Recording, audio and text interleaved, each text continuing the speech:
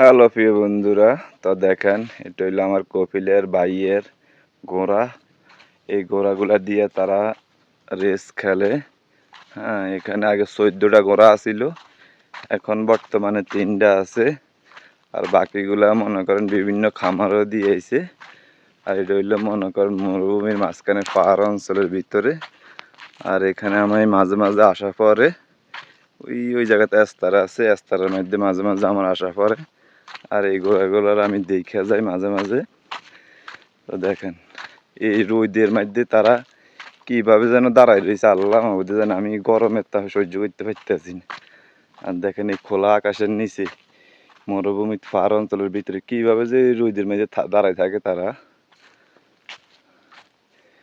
তো ভিডিওটা আমার ভালো লাগলে অবশ্যই লাইক কমেন্ট ফলো করবেন, সবসময় পাশে পাশে থাকবেন, সবাই একটু সাপোর্ট দিবেন, তাহলে সামনে এগিয়ে যেতে পারবো।